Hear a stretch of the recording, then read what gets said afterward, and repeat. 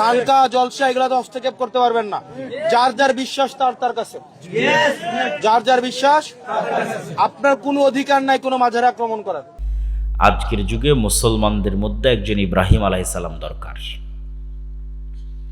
যে শতভাগ পূর্ণাঙ্গ তাওহীদপন্থী হবে। ধরেন কবরে শুয়ে থাকা কোনো বাবা অথবা যার মূর্তি তৈরি করা হয়েছে সেই মা বলে, এরা কথা বলতে পারে কিনা দেখো তো, শুনতে পাই কিনা দেখো তো। এরকম বিভিন্ন স্টাইলে আলাদা চ্যালেঞ্জ করবে। বলে আমি আকাশ থেকে বৃষ্টি বর্ষণ করি, নদী নালা প্রবাহিত করি, আকাশের বৃষ্টি দিয়ে ফল ফসল আদি উৎপন্ন করি। তোমাদের কাছে চ্যালেঞ্জ থাকলো, একটা বীজ থেকে একটা গাছ বের করো। মানুষ তৈরি করবে, যত বড় বিজ্ঞানী হোক, একটা বীজ থেকে একটা গাছ। আল্লাহর আলো বাতাস, আল্লাহর মাটি, আল্লাহর পানি ছাড়া সম্ভব হয়। তাহলে যিনি রব ইলাহ হবে তিনি। কুল হু আল্লাহু আহাদ আল্লাহুস সামাদ, তিনি অমুখাপেক্ষী স্বয়ং সম্পূর্ণ। তোমরা যাদের ইবাদত করো দেখো এরা অমুখাপেক্ষী না স্বয়ং সম্পূর্ণ, মাপো। অমুখাপেক্ষী মানে ও পেশাব পায়খানা না করে থাকতে পারবে? যত বড় উলিয়া উলিয়া পীর বুজুর্গ হোক, পারবে না। ওকে পেশাব করতে হয়, পায়খানা করতে, তাহলে বাদ। প্রথম চান্সই বাদ পড়ে গেল। না ঘুমিয়ে থাকতে পারবে? পারবে না, বাদ। না খেয়ে থাকতে পারবে না, বাদ। তাহলে কিসের রব, কিসের ইলা? কার কাছে যাও, কার কাছে চাও, কার ওরসে জমা হও? এগুলো তো আল্লাহর প্রশ্ন, আমার প্রশ্ন। আমি যে শুধু অনুবাদ করছি। আজকের যুগে মুসলমানদের মধ্যে একজন ইব্রাহিম আলাইহিসসালাম দরকার,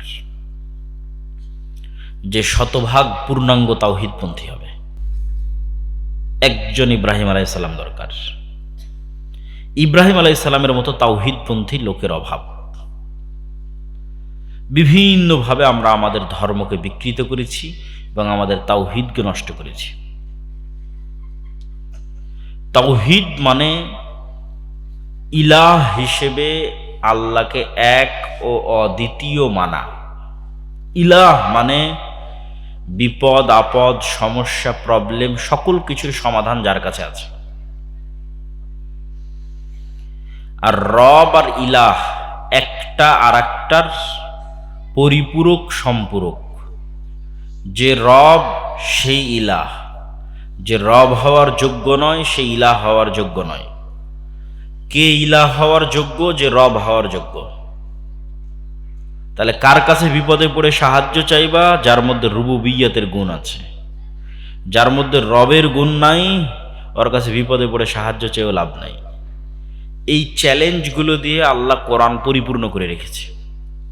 কোরআনে এক এক সময় আল্লাহ এক এক স্টাইলে, এক এক আঙ্গিকে চ্যালেঞ্জ দিবে। ভাই বলো দেখি, তোমরা আল্লাহ ব্যতীত যাদের ডাকো এদেরকে বলো তো এরা একটা মাছি সৃষ্টি করতে পারে কিনা? চ্যালেঞ্জ। কেননা মাছি সৃষ্টি করা রবের গুণ, রব পারে সৃষ্টি করতে। তখন আল্লাহ আবার পাল্টা উত্তর দিয়ে বলবে, আরে ওরাই তো সৃষ্টি, ওরা আবার কি সৃষ্টি করবে? সে ওলি হোক, আউলিয়া হোক, নবী হোক, রাসূল হোক, পীর হোক, বুজুর্গ হোক, আর মা কালী হোক আর মা দুর্গা হোক, এরাই তো সৃষ্টি, এরা আবার কাকে সৃষ্টি করবে? তারপর আল্লাহ চ্যালেঞ্জ ছুড়ে দিবে, বলো দেখি ওরা কথা বলতে পারে কিনা? আল্লাহ সুবহানাহু ওয়া তাআলার প্রশ্ন। লাম ইয়ালিদ ওয়া লাম ইউলাদ, ওকে কেউ জন্ম দিয়েছে? তো প্রথমেই বাদ। জন্ম দিয়েছে মানে ও দুর্বল ছিল, ছোট্ট ছিল, পিচ্চি ছিল, ও মায়ের দুধ পান করেছে, ওর কোনো শক্তি নাই। ও যখন মায়ের পেটে ছিল তখনও মায়ের যে ঋতুর রক্ত, সেই রক্ত পান করে তাকে থাকতে হয়েছে। ও আবার আজকে বড় হয়ে কেমনে দাবি করে যে আমিই সব কিছু, মুশকিল কুশা, সব বিপদ আমি দূর করতে পারি, মাওলা আলী। আলীও তো ছোট বাচ্চা ছিল। লাম ইয়ালিদ ওয়া লাম ইউলাদ, ওকে জন্ম দিয়েছে কেউ? কারো পেট থেকে হয়েছে। আল্লাহ সুবহানাহু ওয়া তাআলা কারো পেট থেকে হয়নি। তার কোনো সন্তান সন্ততি, স্ত্রী পুত্র আছে? আছে। তার মানে সে একাই চলতে পারে না। মানুষ একাই চলতে পারে না। মানুষের বাপ মায়ের দরকার হয়, ছেলে মেয়ের দরকার হয়, স্ত্রী পুত্রের দরকার হয়। এভাবে মাপতে হবে কার কাছে চাচ্ছি, কার বরকত অর্জন করতে যাচ্ছি, কার কথা মনে করতেছি সে আমাকে কিয়ামতের মাঠে পার করে দিবে, কার দোয়ায় মনে করতেছি যে আমার বরকত হবে, রহমত হবে, ওকে মাপেন। ও যদি রবের মাপকাঠিতে টিকে তাহলে ইলাহ হওয়ার যোগ্য, যদি রবের মাপকাঠিতে না টিকে তাহলে এগুলো সব আল্লাহর জন্য হতে হবে। দোয়া আল্লাহর জন্য, চাওয়া আল্লাহর জন্য, নজর, নেওয়াজ, মানত সবকিছু আল্লাহ সুবহানাহু ওয়া তাআলার জন্য, সিজদা আল্লাহর জন্য, বিপদে পড়ে সাহায্য চাওয়া আল্লাহর জন্য। এবং মনে করতে হবে আল্লাহ সুবহানাহু ওয়া তাআলা হচ্ছেন সামিউন আলিম, তিনি সবকিছু দেখছেন, সবকিছু শুনছেন। তাই এখানে কোনো ওসিলার দরকার নাই। আমি কথা বলছি এখানে, এই ক্যামেরাগুলো দিয়ে, এই মোবাইলগুলো দিয়ে এই কথা এখন আমেরিকাতে বাজতেছে, এখন ইনস্ট্যান্ট লাইভ প্রচার হচ্ছে, মালয়েশিয়াতে বসে দেখা যাচ্ছে। সৌদি থেকে কল দিচ্ছিল একজন, কিছু না কথা বলছেন, ও সৌদি থেকে দেখতে পাচ্ছে, এখন দেখতে পাচ্ছে সৌদি থেকে। তাহলে আমার এখনকার কথা মানুষের তৈরি যন্ত্রে এখনই গিয়ে সৌদিতে বাজতেছে, আর আমি কল্পনা করতেছি আল্লাহ আমার কথা শুনতেছে না। আল্লাহু আকবার। এই জন্য আমাকে পীরের কাছে যেতে হবে, ওলিয়াউদের কাছে যেতে হবে, কেন আল্লাহ আমার কথা শুনতে পায় না। আচ্ছা, আমার চোখের সামনে আমাদের তৈরি করা যন্ত্র দিয়ে সেকেন্ডে আমার কথা 1000 কিলোমিটার দূরে বসে শোনা যাচ্ছে। তাহলে কেমনে এটা সম্ভব হয় রব্বুল আলামিন আমার কথা শোনেন না? কেননা বাতাসের মধ্যে, আলোর মধ্যে ডাটা ট্রান্সফারের ক্ষমতা আল্লাহই রেখেছে, এটা কিন্তু বিজ্ঞানীরা বের করে নেই। আমাদের কথা এভাবে আলোর মধ্যে দিয়ে আগেও যেত, আমরা জানতাম না। পৃথিবী যেদিন থেকে সৃষ্টি হয়েছে ওই দিন থেকেই যায়, এটা যায় আলোর মধ্যে দিয়ে, ডাটা ট্রান্সফার হয়। কোরআনে তো এর চেয়ে উন্নত প্রযুক্তির কথা বলা আছে, এখানে তো তথ্য ট্রান্সফার হচ্ছে। কোরআনে বলা আছে এলিমেন্ট, বস্তু, পার্টিকেল ট্রান্সফার হওয়ার কথা চোখের পলকে। সুলাইমান আলাইহিস সালাতু ওয়াস সালাম বলছেন রানী বিলকিস আসবে ইয়েমেনের রাজধানী সাবা থেকে 1000 কিলোমিটার দূরে ফিলিস্তিনের রাজধানী জেরুজালেমে তার সিংহাসন নিয়ে আসতে হবে।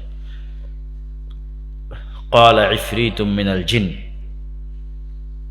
ইফরিত নামক জিন বলল, আপনি যেই মজলিসে বসে আছেন এই মজলিস থেকে ওঠার আগেই, এরকম একটা মজলিসে ওঠার আগেই আমি এই সিংহাসন নিয়ে চলে আসব। সুলাইমান আলাইহিস সালাতু ওয়াস সালামের পছন্দ হয়নি, ওনার আরো দ্রুত দরকার। আল্লাযী ইনদাহু ইলমুম মিনাল কিতাব, যার কাছে কিতাবের জ্ঞান ছিল, সে বলল চোখের পলক পড়ার পূর্বে রানী বিলকিসের সিংহাসন এখানে উপস্থিত হবে। আল্লাহু আকবার। তাহলে আমাদের কথা চোখের পলক পড়ার পূর্বে আমেরিকা চলে যাচ্ছে, কিন্তু টিস্যু পেপার তো যাবে না। এই প্রযুক্তি তো মানুষ এখন বের করতে পারেনি যে টিস্যু পেপার এখান থেকে চোখের পলকে আমেরিকা পৌঁছে যাবে। তাহলে কোরআনে এর চেয়ে তো কয়েক গুণ আগের প্রযুক্তির বর্ণনা আছে। তাহলে আমার কথা যে এখন সেকেন্ডে চলে যাচ্ছে, এটা আগে থেকেই ছিল, মানুষ জানতো না। এই জন্য বিজ্ঞানীরা যা আবিষ্কার করেছে অথবা যা আবিষ্কার করবে, বিজ্ঞানীরা কখনো বাদির নয়। আরবিতে একটা শব্দ আছে, যদি এখানে কোনো মাদ্রাসার ছাত্র থেকে থাকে, যদি এখানে কোনো আলেম ওলামা থেকে থাকে, তারা বুঝবে বাদিউস সামাওয়াতি ওয়াল আরজ। বাদি মানে শূন্য থেকে সৃষ্টি করা, কিচ্ছু নয়, আমার হাত খালি, খালি হাতে আমি এখন একটা টিস্যু তৈরি করলাম। বাদিউস সামাওয়াতি ওয়াল আরজ, শূন্য থেকে সৃষ্টি করা। আর এই টিস্যুটা আমার হাতে আগে থেকেই আছে, এই টিস্যুটাকে আমি এখন একটা ফুল বানালাম, এটা আগে থেকে থাকা জিনিসকে পরিবর্তন করে একটা ফুল বানিয়ে দিলাম, বা এই টিস্যুটাকে আবার পানির মধ্যে মিশিয়ে আর একটা কিছু বানালাম।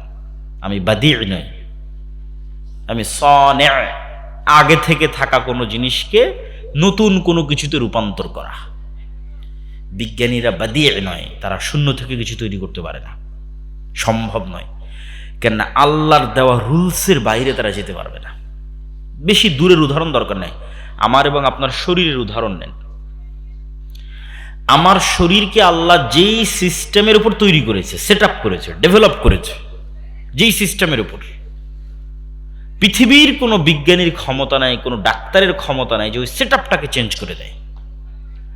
আসে বলবে যে আব্দুল্লাহ তুমি পেট পূর্ণ করে চিনি খাও, পেট পূর্ণ করে সুগার খাও, আমরা তোমার রক্তে এমন সেট আপ তৈরি করে দিয়েছি, আজ থেকে তোমার রক্ত আর সুগারকে সুগার মনে করবে না, আজ থেকে তোমার রক্ত সুগারকে মনে করবে যে হয়তো আমি প্রোটিন নিচ্ছি অথবা ভিটামিন নিচ্ছি। এইটা সম্ভব নয়। আল্লাহ যেই সিস্টেমের উপরে শরীর তৈরি করেছে এটা কেউ চেঞ্জ করতে পারবে না। বিজ্ঞানীরা কি করতে পারবে, ওইটাকে আরো ভালো করে জানতে পারবে। আরে রক্ত কিভাবে কাজ করতেছে, হার্ট কিভাবে কাজ করতেছে, কিডনি কিভাবে কাজ করছে, এটাকে আরো ভালোভাবে জানো, আরো ভালোভাবে জানো। জানার পর দেখো ওই সিস্টেমের মধ্যে থেকে কিভাবে এটাকে হেল্প করা যায় মানুষকে। এন্ড বিজ্ঞানীরা গবেষণা করে দেখতেছে লিভার এমন যে লিভারের যদি 4 ভাগের 3 ভাগও কেটে ফেলা হয়, আগামী 3 থেকে 6 মাসের মধ্যে লিভার আবার পূর্ণ হয়ে যাবে। আল্লাহ তোমরা আরে তাহলে যদি কারো লিভার নষ্ট হয়, তাহলে ওর লিভার কেটে কারো ভালো যদি লিভার থাকে ওখানে লাগিয়ে দিলে এখান থেকে তো আবার নতুন লিভার তৈরি হয়ে যাবে। কিন্তু ওই লিভার কিভাবে কাজ করে ওটাকে পরিবর্তন করতে পারবে না। লিভার কেমনে কাজ করে ওইটা জেনে নতুন কিছু জানলে নতুন কিছু করা যায়, স্বাভাবিক। নতুন কিছু তারা নিজেরা বানাতে পারে না। আল্লাহ সুবহানাহু ওয়া তাআলা আগেই কোরআনে বলে রেখেছেন, আগেই পাখিকে আকাশে ধরে রাখে কে, যে কে ইউমসিক ধরে রাখে আত্ময়ের পাখিকে আকাশে। এটা এখনকার বিজ্ঞান গবেষণা করে বলতেছে যে আল্লাহ সুবহানাহু ওয়া তাআলা, তারা তো আল্লাহ বলে না, বলে প্রকৃতি বলে। আমাদের এই যে আবহাওয়ার স্তর আছে, এই আবহাওয়ার স্তরের যে সেটআপ, এটাতে যদি ন্যূনতম পরিবর্ধন করা হয়, প্লাস মাইনাস করা হয়, তাহলে হয় পাখি উড়তেই পারবে না, আর নাহলে উড়লে আর ফেরত আসতে পারবে না। কিন্তু পাখি উড়বেও, আবার স্থিরও থাকবে, আবার নেমেও আসতে পারবে। এই সেটআপটা আল্লাহর করা, সেটাকে মানুষ কাজে লাগিয়েছে। তো বলছিলাম প্রকৃত তাওহীদপন্থী মুসলিমের অভাব নাই। ইব্রাহিম আলাইহিস সালাতু ওয়াস সালামের মতো মুসলমান নাই। ধরলাম কিছু মুসলমান আছে যারা কবরে যায় না, মাজারে যায় না, তাবিজ কবজ ব্যবহার করে না, বদনজর কি বলার নাম কুসংস্কার, সেগুলোতে বিশ্বাস করে না। ঠিক আছে, হাত থেকে পড়ে গেলে এটা হবে, অমুক হবে, তুমুক হবে, যত শিরকি কথাবার্তা আছে এগুলোতে বিশ্বাস করে না। কিন্তু হয় টাকার নেশা আছে, না হয় বিড়ি সিগারেটের নেশা আছে, না হয় নারীর নেশা আছে, না হয় ক্ষমতার নেশা আছে, এরকম আরো অন্য কিছু আছে। এরাও তাওহীদপন্থী নয়। এদের ইলাহ ওই কবরে থাকা উলিয়াও নয়, এদের ইলাহ ওই মা কালী মা দুর্গাও নয়। এদের ইলাহ হচ্ছে এদের নিজের নাফস, ইলাহু হাওয়া। এরাও তাওহীদপন্থী নয়। আর মনে চাচ্ছে বিড়ি সিগারেট খাবে, তাই খাচ্ছে, নেশাগ্রস্ত হয়ে গেছে, ভিডিও গেমের নেশা আসক্ত, বিড়ি সিগারেট জুয়ার নেশা আসক্ত। এরাও তাওহীদপন্থী নয়। তাওহীদপন্থী মানে যার নফস পরিপূর্ণরূপে আল্লাহর সামনে আত্মসমর্পণ করেছে, আল্লাহ যা বলবে তাই। আল্লাহ সুবহানাহু ওয়া তাআলার প্রতি ভালোবাসা এত ব্যাপক, আল্লাহ যা ভালোবাসে ওটা অন্ধের মতো, আল্লাহ যা ঘৃণা করতে বলেছে ওটাও অন্ধের মতো ঘৃণা। আল্লাহর বাইরে তার নফসে, তার অন্তরে আর কিচ্ছু চলে না। এগুলো তাওহীদপন্থী ইব্রাহিম আলাইহিস সালামের মতো। এই লেভেলে না পৌঁছা পর্যন্ত মুক্তির রাস্তা নেই। 3 নম্বর বলেছি ঈমান বিল গায়বে ইয়াকিন। ঈমান বিল গায়ব, অদৃশ্য, চোখে দেখা যায় না। এখানে এখন ফেরেশতারা আছে, আপনারা দেখতে পাচ্ছেন না, কিন্তু ফেরেশতারা সত্য সৃষ্টি আল্লাহর, নূরের তৈরি, ডাইমেনশন। আমরা এক ডাইমেনশন, আর অন্য প্রাণীরা আর এক ডাইমেনশনে দেখে। সীমাবদ্ধতা। আপনি একটা ঘরের মধ্যে একটা পাখিকে নিয়ে যান, ও জানালা খুঁজে বের করতে পারবে না, বাড়ি খাবে দেওয়ালের সাথে, জানালা খুঁজতে ওর কষ্ট হবে। কিন্তু আপনি ঠিকই দেখতে পাচ্ছেন ওখানে জানালা, ও দেখতে পাচ্ছে না। ওর দৃষ্টির সীমা ভিন্ন, আপনার দৃষ্টির সীমা ভিন্ন। আপনি আমাকে যেভাবে দেখতেছেন, আমার মুখের দাড়ি, আমার কুকুর আমাদেরকে এই চেহারায় চেনে না, কেন ও এরকম, যেরকম রঙিন আপনি আমাকে দেখতেছেন এরকম নয়, আবছা আবছা দেখে। মাত্র 2টা রং দেখতে পায় কুকুর, ঝিরি আবছা, বুঝতে পারে না। তাহলে কি দেখে বুঝে? গন্ধ। ওর নাকের পাওয়ার মানুষের চাইতে 10,000 গুণ বেশি। তাহলে আমি যে আব্দুল্লাহ এটা চিনে গন্ধে। তাহলে একা এক প্রাণীকে আল্লাহ আমাদের চোখের সামনে একা এক জগতে রেখে দিয়েছে। মাছের জীবনযাপনের ধরন আর আমার জীবনযাপনের ধরনকে এক, সাপের জীবনযাপনের ধরন আর আমার জীবনযাপনের ধরনকে এক। সাপ কিভাবে শোনে, কিভাবে দেখে, আর আমি কিভাবে শুনি, কিভাবে দেখি, এটাকে তাহলে এই পৃথিবীতেই যখন এত ভ্যারাইটিস টাইপ অফ জীবনযাপন, তখন আপনি নিশ্চিত থাকেন এই পৃথিবীতে আরও প্রাণী আল্লাহর আছে যাদেরকে আমরা দেখতে পাই না, ওরা আমাদের ঠিকই দেখতে পাচ্ছে। সেই দুই প্রাণীর একটা হচ্ছে জিন আর একটা হচ্ছে ফেরেশতা, এবং এরা সব সময় আমাদের সাথে আছে। কারিনুম মিনাল মালাইকা ও কারিনুম মিনাশ শাইতান। প্রত্যেক মানুষের সাথে দুটো বন্ধু আছে, একটা শয়তান একটা জিন, একটা শয়তান একটা ফেরেশতা, প্রত্যেক মানুষের সাথে। এটা আপনাকে নিশ্চিতভাবে বিশ্বাস করতে হবে, এটা গায়েব। আর আমাদের যুদ্ধ শয়তানের বিরুদ্ধে। যা কিছু ঘটতেছে এগুলো সবগুলোর পিছনে শয়তান আছে। শয়তান চায় আমাদের পথভ্রষ্ট করতে, শয়তান চায় আমাদের জাহান্নামে নিয়ে যেতে, শয়তান চায় আমাদের শিরক করাতে, শয়তান চায় আমাদেরকে মানুষত্বের সম্মানের জায়গা থেকে নিচে নামিয়ে আনতে, উলঙ্গপনা, বেহায়াপনা, বেলিল্লাপনায় ব্যস্ত করতে। আমাদের আদি পিতা আদম আলাইহিসসালাতু ওয়াসসালামকে যখন তারা পথভ্রষ্ট করেছিল, তখনও প্রথম শাস্তি ছিল আল্লাহর কাপড় খুলে যাওয়া। আদম আলাইহিসসালামের আল্লাহর পক্ষ দেখে দেওয়া প্রথম শাস্তি কাপড় নাই। তাহলে উলঙ্গপনা, বেহায়াপনা একটা শাস্তি। শয়তান যখন দেখে সে মানুষকে উলঙ্গ করতে পারছে, সে খুশি হয় যে আমি মানুষকে সম্মানের জায়গা থেকে নিচে নামিয়ে আনতে পেরেছি। ও যে এত সম্মানিত ছিল, ওকে নিচে নামিয়ে আনতে পেরেছি। তাহলে গায়েবে ইয়াকিন, না দেখা জিনিসের উপর ইয়াকিন, অদৃশ্য জগতে ইয়াকিন লাগবে। তাহলে আপনি নিশ্চিত বিশ্বাস করবেন আল্লাহ আপনার সাপোর্টে ফেরেশতা অবতীর্ণ করবে। রাতের বেলা আয়াতুল কুরসি পড়ে ঘুমালে আপনার মাথার কাছে ফেরেশতা আপনাকে গার্ড দেয়, রাসূল সাল্লাল্লাহু আলাইহি ওয়াসাল্লামের হাদিস। এগুলোর উপর যতক্ষণ আপনি দেখার মতো বিশ্বাস না করতে পারবেন, ততক্ষণ এটা বিশ্বাস করতে পারবেন না যে আপনার পক্ষে আকাশ থেকে ফেরেশতা নামতে পারে। ওই ইয়াকিন তৈরি হতে হবে যে হ্যাঁ, আমাদের সাথে ফেরেশতারা আছে, সব সময় আছে, ফেরেশতাদের আমরা দেখতে পাচ্ছি, শয়তান ডিস্টার্ব দিচ্ছে, ফেরেশতারা ভালো কাজের ইলহাম করতেছে, ফেরেশতার সঙ্গী আমার হওয়া দরকার, শয়তানের সঙ্গী আমার হওয়া উচিত নয়। রাতের সালাত আদায় করা উচিত, বিপদে পড়লে আল্লাহর সাহায্য চাওয়া উচিত, যেন আল্লাহ আরও বেশি স্পেশাল ফোর্স অফ মালাইকা, ফেরেশতাদের আরও স্পেশাল ফোর্স যেন আমার সহযোগিতায় দেয়। এটা একটা অদৃশ্য কানেকশন। তারপরে চলে আসি জরুরি কাজ কি। এগুলো তো গেল অদৃশ্য জগতের অনেক কথাই বললাম ঈমান বিল গায়েব, বললাম তাওহীদ, বললাম পরকালমুখী। বাস্তব জীবনে কাজ কি? বাস্তব জীবনে কাজ দুইটা, বিশেষ করে যুবকদের। বৃদ্ধ মানুষদের তো আর কাজ হবে না, তারা দাওয়াত দিতে পারে, দোয়া করতে পারে। যুবকদের কাজ দুইটা, এক জ্ঞান অর্জন করা, দুই সত্যবাদী এবং ন্যায়পরায়ণ হওয়া। যুবকেরা বলবে আব্দুল্লাহ ভাই ডাক দেন, আমরা জীবন দিতে প্রস্তুত আছি, জীবন দেওয়া লাগবে না। জ্ঞান অর্জন করতে হবে, জ্ঞানী শক্তি, জ্ঞানী ক্ষমতা। পৃথিবীতে আল্লাহ এভাবেই তৈরি করেছে যে জ্ঞানের বাটনে চাপ দিবে ও ক্ষমতা অর্জন করবে, যে জ্ঞানের বাটনে চাপ দিবে না ও ক্ষমতা অর্জন করবে না। জ্ঞান অর্জন করতে হবে।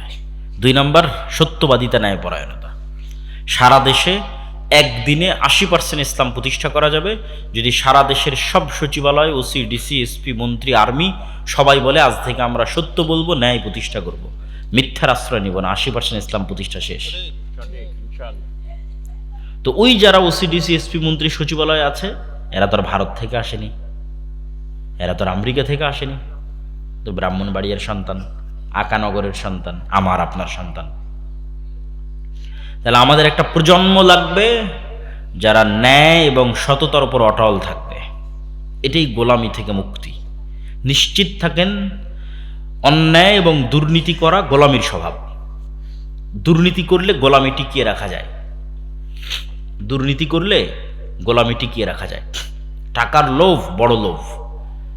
আফ্রিকাতে ফ্রান্স তার ক্ষমতা টিকিয়ে রাখে শুধু এটা দিয়ে। এখন যে সেনাপ্রধান সে বিট্রে করলো, একে সরাও, এর নিচের কোনো সেনাপ্রধানকে টাকা দিয়ে কিনে নাও। তো কেউ না কেউ পাওয়া যাবেই। মুসলমানেরা এত নিচের লেভেলে নেমে গেছে মিথ্যার দুর্নীতিতে, কেউ না কেউ পাওয়া যাবে যে টাকার কাছে বিক্রি হয়ে যাবে। ঠিক আছে, ওকে টাকা দিয়ে কিনে নিয়ে আগের জনকে কু করে সরাই দিল, সে এখন সেনাপ্রধান। সে এখন ফ্রান্সের সব স্বার্থ দেখে। কয়দিন পর হয়তো সেও ফ্রান্সের বিরুদ্ধে চলে গেল, নিচে আরো অনেক পাইপলাইনে আছে দুর্নীতিবাজ মিথ্যুক মুসলমান, যে ফ্রান্সের স্বার্থ পূরণ করবে। একই অবস্থা সারা বিশ্বে মুসলমানদের, একই অবস্থা বাংলাদেশেও। এখানে স্বার্থ পূরণ করার মতো রাজনীতিবিদ রেডি আছে।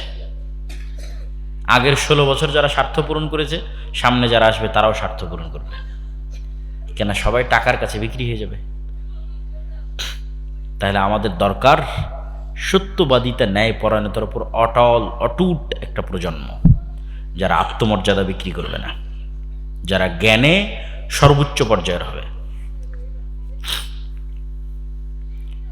এবং তার সাথে আল্লাহর সাহায্য পাওয়ার জন্য দুটো জিনিস লাগবে, 5 ওয়াক্ত সালাত এবং সকাল সন্ধ্যার জিকির। 5 ওয়াক্ত সালাতে নাই যে, আল্লাহ তাকে চিনেই না, কি সহযোগিতা করবে? কি তার স্বার্থ আল্লাহ সুবহানাহু ওয়া তাআলা দেখবে? আল্লাহ তাকে চিনেই না। আর আল্লাহর সাহায্য অবতীর্ণ শুরুই হয় সালাত দিয়ে। এটা একটা ফরম্যাট যা সব নবীরা অবলম্বন করত। আমরা যেমন ইন্টারনেট দিয়ে, আমার মোবাইল দিয়ে, আমার ফিঙ্গারপ্রিন্ট দিয়ে, আমার পাসওয়ার্ড দিয়ে, আমার হোয়াটসঅ্যাপ দিয়ে, আমার ফেসবুক দিয়ে যোগাযোগের মাধ্যমে আমেরিকা, ইউরোপ, মালয়েশিয়া সব জায়গায় ফোন দিচ্ছি, কথা বলতেছি, এটা একটা প্রযুক্তি সিস্টেম। সালাত এর চেয়ে 1000 গুণ, লক্ষ কোটি গুণ টপ লেভেলের একটা প্রযুক্তি, যা অবলম্বন করলে দুনিয়াতে বসে থেকে 7 আসমানে থাকা রব্বুল আলামিনের সাথে যোগাযোগ তৈরি হয়, কানেকশন তৈরি হয়, তখনই আল্লাহর সাহায্য আসা শুরু হয়। যে কোনো নবী রাসূল বিপদে পড়লে এই ফরম্যাটটা অবলম্বন করতেন। সারা আলাইহিস সালাতু ওয়াস সালাম বিপদে পড়েছেন, বাদশাহকে বলছেন আমাকে উজু করে 2 রাকাত সালাত আদায়ের সুযোগ দিতে হবে। সালাতে দাঁড়িয়ে, সালাতে দাঁড়ানো, দৃষ্টি সিজদার দিকে যাওয়া, অন্তর আল্লাহর সাথে কানেক্টেড হওয়া, মানে জমিনে থেকে আমি এখন রব্বুল আলামিনের সাথে সরাসরি কথা বলতেছি, লাইভ কানেক্টেড হচ্ছে, লাইভ সেশন। এরকম লাইভ কানেকশন যদি দিনে রাতে 24 ঘন্টায় 5 বার তৈরি না হয়, তাহলে ও আর মুসলমান বলেই গণ্য হয় না, আর গণনার খাতার মধ্যে আসে না। সে এখন ভাগাড়ে পড়ে মারা গেলেও এটা চিন্তার বিষয় নয়, এটা কোনো ঘটনা নয়, এটা কোনো নিউজ নয়, এটা কোনো সংবাদ নয়, এটার কোনো ইম্পর্টেন্স নাই। কে মারা গেল এটার কোনো ইম্পর্টেন্স নাই, কে বিপদে আছে এটার কোনো ইম্পর্টেন্স নাই, কেন যে বিপদে আছে ওকে কেউ চিনে না, আসমানবাসী তাকে চিনে না। তাহলে সালাত ছাড়া মুসলমানদের বাঁচার কোনো রাস্তা নাই, না ইহকালে না পরকালে। সালাতই একমাত্র রাস্তা যা দিয়ে মুসলমানরা বাঁচতে পারবে। সালাতই একমাত্র রাস্তা যা দিয়ে যুবক সকল গুনাহ থেকে বিরত থাকতে পারবে। যুবকেরা এসে আমাদের জিজ্ঞেস করে এই গুনাহ সেই গুনাহ, এইটা থেকে বাঁচতে চাই, ওইটা থেকে বাঁচতে চাই, সব কিছু থেকে বাঁচার রাস্তা সালাত। কেন? তুমি নেশায় আসক্ত এই কারণে যে তোমার নাফসের উপর কন্ট্রোল নাই, অবৈধ সম্পর্কে আসক্ত এই কারণে যে তোমার নাফসের উপর কন্ট্রোল নাই, জুয়ায় আসক্ত এই কারণে যে তোমার নাফসের উপর কন্ট্রোল নাই। তাহলে আগে তো নাফসে কন্ট্রোল প্রতিষ্ঠা করতে হবে, তাহলে তুমি সেগুলো থেকে বিরত থাকতে পারবা। তাহলে নাফসে কন্ট্রোল কীভাবে প্রতিষ্ঠা হবে? কাজ না করলে পৃথিবীতে কোনোদিন কোনো কিছু শেখা যায় না। কিলোমিটার দৌড়াতে দিবে, এটা কাজ, ট্রেনিং। তাহলে আপনি ইসলাম গ্রহণ করবেন, নাফসকে কন্ট্রোল করবেন, তাহলে নাফসকে কাজ দিতে হবে। ওকে কাজ না দিলে এটা কন্ট্রোলে থাকবে না। তাহলে নাফসকে কাজ কি দিতে হবে? ওকে বাধ্য করতে হবে 24 ঘন্টায় 5 বার সালাত আদায় করতে হবে নাফসকে, নিজের নাফসকে। এটা কাজ কি, মরা পর্যন্ত এই কাজ অব্যাহত থাকবে। যেই দিনই এই কাজ ছুটে যাবে ওই দিন নাফস স্বাধীন, ও আর আপনার কন্ট্রোলে নাই। তাহলে কোনো দিনই 5 ওয়াক্ত সালাত মিস দেওয়া যাবে না, ওকে বাধ্য করতেই হবে। অ্যাটলিস্ট তুমি 5 ওয়াক্ত সালাত আদায় বাধ্য। এটা নাফসকে কন্ট্রোল করার পৃথিবীর সবচেয়ে সহজ উপায় সালাত। 5 ওয়াক্ত সালাতে যে নিয়মিত আছে, ওর জীবনে উন্নত হওয়া, সফল হওয়া, সাকসেসফুল হওয়া, বড় হওয়া, সব রাস্তা উন্মুক্ত থাকবে। 2 নম্বর বলেছি, যেটা দিয়ে বক্তব্য শেষ করব, সেটা হচ্ছে সকাল সন্ধ্যার জিকির। সাউন্ড, আওয়াজ, এটা সবচেয়ে শক্তিশালী, সবচেয়ে পাওয়ারফুল। আওয়াজ সবচেয়ে পাওয়ারফুল। এমনও গবেষণায় দেখা গেছে যে আপনি যদি একটা বরফ খণ্ড, একটা পানি, এটাকে নিয়েও যদি সামনে নিয়ে যদি নির্দিষ্ট একটা আওয়াজ উচ্চারিত করেন, পৃথিবীর যত জাদুকরী শক্তির কথা বলেন আর যত তন্ত্রমন্ত্রের কথা বলেন, এগুলো সব তারা নির্ভর করে রেখেছে আওয়াজের উপর। মুখ দিয়ে কিছু উচ্চারণ করবে, সেটা বাস্তবায়ন করবে। আওয়াজ আসলেই পৃথিবীতে পাওয়ারফুল।